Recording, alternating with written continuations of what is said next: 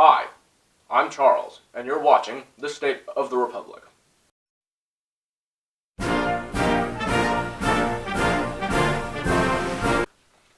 We begin this week in Syria, where U.S. forces launched airstrikes against the Syrian military in retaliation against recent moves by the Assad government against U.S.-backed rebel forces. Around 100 soldiers backing the Assad government were estimated to have been killed by the strikes. The Israeli military also struck Syria in response to the downing of an Israeli fighter by anti-aircraft fire. Israeli police chiefs has recommended that current Israeli Prime Minister Benjamin Netanyahu be indicted for corruption. In South Korea, the 2018 Winter Olympics opened in Pyeongchang, South Korea. The North Korean government sent a delegation to the Games led by Kim Jong-un's sister, who has had lunch with the South Korean president. The cooperation over the Olympics is leading to hopes of de-escalation on the Korean peninsula. This comes despite the Republican administration's imposing further sanctions on North Korea, and with Vice President and concept of milquetoast come to life, Mike Pence going out of his way to repeatedly insult the North Korean delegation. The administration is also ratcheting up tensions with Iran, accusing it of violating UN Security Council sanctions against its missile program. All of these provocations come as the recent U.S. nuclear posture review prioritized smaller-yield tactical nuclear weapons. Such weapons are more likely to be deployed on the battlefield thanks to their comparatively small power, and are considered to make use of a nuclear weapon to be an easier decision to make, possibly sparking a larger nuclear conflict. In Myanmar, investigations are revealing more and more war crimes by the Burmese military against the nation's Rohingya Muslim minority, including discoveries of mass graves of massacred refugees. In the Americas, Republican Senator and water aficionado Marco Rubio called for a military coup in Venezuela against the government of Nicolás Maduro. I'm sure Rubio is doing so because of the U.S. government's great success in such coups, with such shining achievements such as Iran and Guatemala, and many others. World's foremost retarded tangerine, Donald Trump is also dealing with a significant set of internal issues at the White House. Trump ordered the Pentagon to prepare a large-scale military parade in Washington, D.C. later this year, with the final date to be determined. After seeing the Bastille Day parade in France on his trip there to see French President Emmanuel Macron. Apparently, Trump is unaware of the fact that Bastille Day celebrates the beginning of a revolution that saw people like Trump have their heads separated from the rest of their bodies.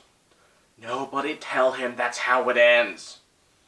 DC authorities are not terribly happy about what 68-ton tanks will do to their asphalt roads, and Pentagon officials do not know where the money for such a multi-million-dollar boondoggle would come from in their budget. Aside from the practical considerations, the parade idea was publicly slammed on a bipartisan basis for being similar to what authoritarian states like China, Russia, and North Korea do. In public health news, one of Trump's evangelical advisors in Nancy Reagan Without the Compassion, Gloria Copeland, was blasted by public health groups for asserting that being Christian meant that Jesus and God would protect you from the flu, with the specific quote being that Jesus is somehow your flu shot. This year's flu season is already one of the worst in recent memory, with 1 out of 13 doctor's visits in the U.S. for flu-like symptoms, and 63 children confirmed by the CDC to have died from the flu. In other words, get vaccinated, wash your hands, and, do actually scientific stuff to try to stop yourself from getting the flu. Jesus is not your flu shot. In other public health news, Trump advisor and cursed scarecrow come to life, Kellyanne Conway, and her political staff are taking over the administration's efforts against the ongoing opioid crisis, blocking out policy professionals and their input.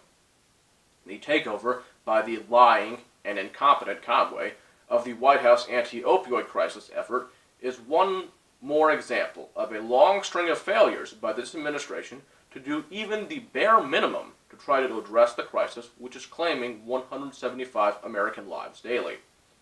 The Office of National Drug Control Policy has no permanent director, after the previous nominee for permanent director, Pennsylvania Representative Tom Marino, withdrew after revelations about pharmaceutical industry ties, and his support of a bill that made it harder for federal officials to try to combat the crisis. The previous top-level political appointee was a 24-year-old Trump campaign staffer with no relevant qualifications who falsified some of his credentials and was fired from his previous job for not showing up to work. The office's budget is expected to be cut, with Trump's budget last year trying to cut the budget of the office entirely. And governmental anti-opioid efforts are flailing around without a drug czar to coordinate them effectively, as different departments have different strategies to try to deal with the issue. However, the biggest story from the White House this week was about now former White House Staff Secretary and guy making a mental note to beat the shit out of his wife when he gets home, Rob Porter. Porter's job as Staff Secretary meant that he viewed nearly all of the documents sent to the Oval Office for Donald Trump to look at, i.e., 3 documents per day, pretty much. A job that required very high-level security clearance. The British tabloid, the Daily Mail, reported that Porter had physically and verbally abused his 2 ex-wives, one of whom had managed to get a judge to grant a protective order against him. Because of the domestic violence charges, the FBI rejected Porter's application for a permanent security clearance for work at the White House. It should also be noted that Trump himself has been repeatedly accused of sexual assault and has also stated support for the idea of treating women like shit. He also could probably never pass a background check, not only due to that, but also his fraud convictions tied to organized crime, tied to foreign governments, and also convictions in civil court in New York over tax fraud.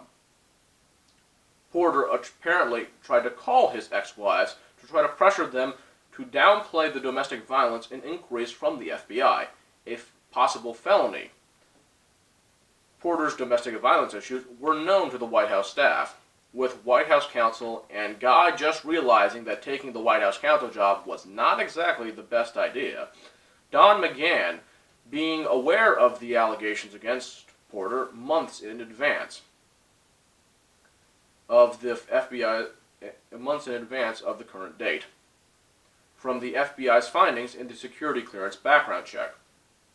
White House Chief of Staff and father who doesn't do affection, John Kelly, was also aware of Porter's past issues.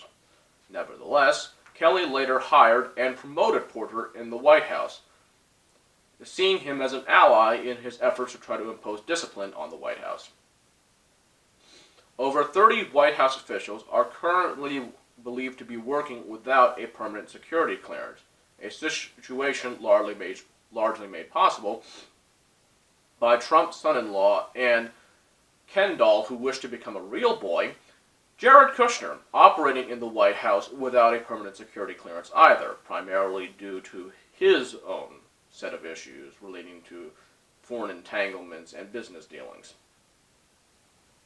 Once the story broke, White House staff engaged in a bit of a cover-up of Porter's violent past, issuing statements praising him. Trump himself also praised Porter this Friday, claiming that he was a good guy and that he denied it, so therefore the woman shouldn't be believed, I guess was the point. A second senior White House staffer, speechwriter David Sorensen, also resigned due to domestic abuse allegations on Friday. Trump has truly hired the very best people. The best.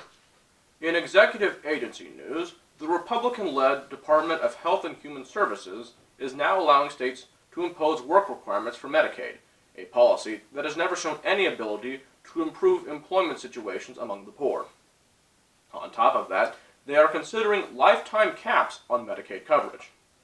In a further strike against immigrants, the Trump administration is considering punishing the immigrant parents of U.S.-born children if those parents attempt to obtain legal public assistance for them and their families, like Head Start, housing assistance, food stamps, insurance subsidies, heating assistance, and the Children's Health Insurance Program, etc., etc. Immigration and Customs Enforcement is scheduled to deport Jesus Barones, a 30-year-old undocumented immigrant brought to the U.S. at the age of 1, whose 5-year-old son is currently battling leukemia. Such moves by the Republican administration only serve to hurt the poorest and most vulnerable among us. The Defense Department's Procurement Office, the Defense Logistics Agency, was revealed this week to be unable to account for hundreds of millions of dollars in an internal audit. This kind of bureaucratic incompetence is pretty much par for the course for the Pentagon, which has never even been successfully audited, despite a law being passed in the 1990s requiring the Defense Department to be audited.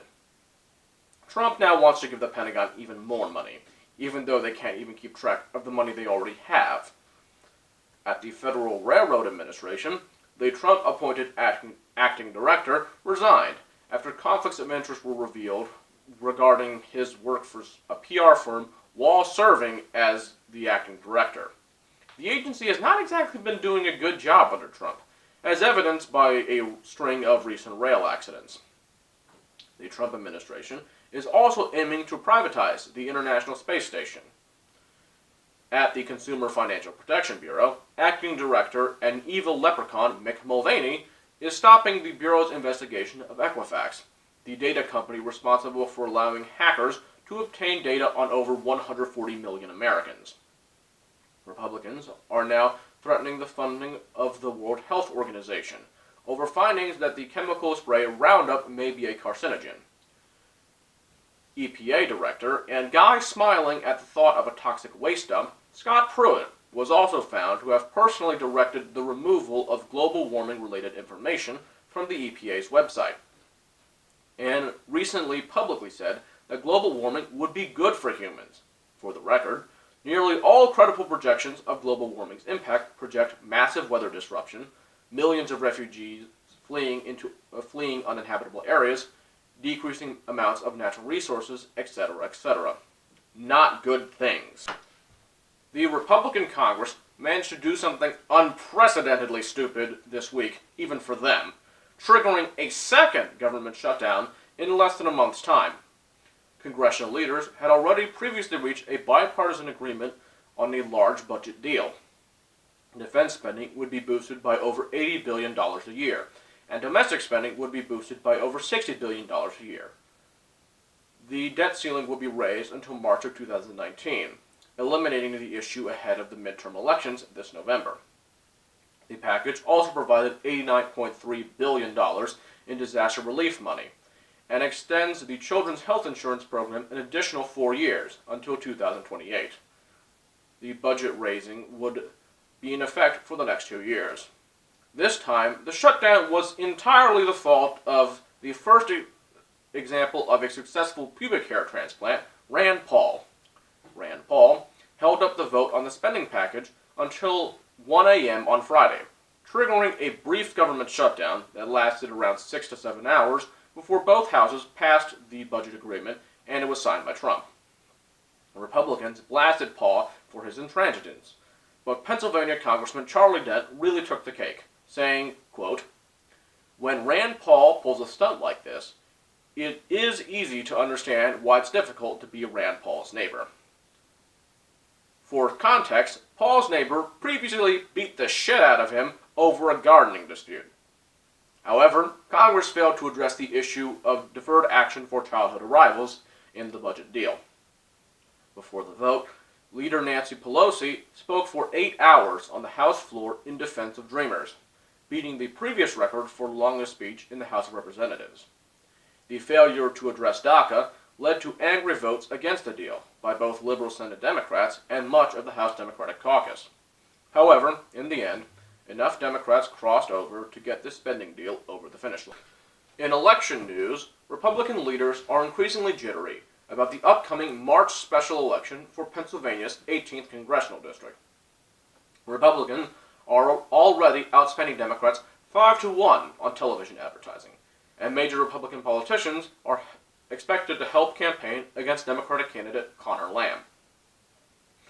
Also in Pennsylvania, the Pennsylvania Supreme Court order that the state's congressional maps will be withdrawn will proceed after the Supreme Court turned down the Pennsylvania GOP's desperate attempts to appeal the ruling.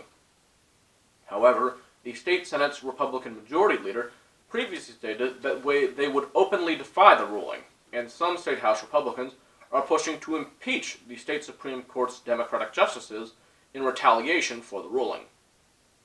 In other undemocratic moves by Republicans, Texas Republicans are trying to purge 128 Democratic candidates from the ballot on a technicality.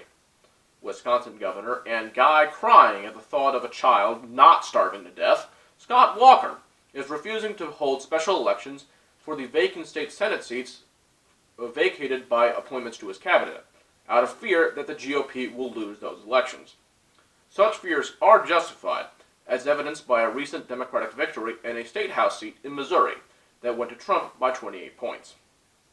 Democrats are increasingly optimistic ahead of the midterm cycle, and are expanding their list of targeted House seats from over 80 to now being 101.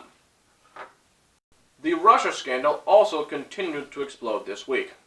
Trump's lawyers are desperately advising him not to speak to special counsel and man not exactly convinced by Trump shouting no collusion every 5 goddamn minutes, Robert Mueller, fearing the pathological liar will perjure himself within the first 5 minutes.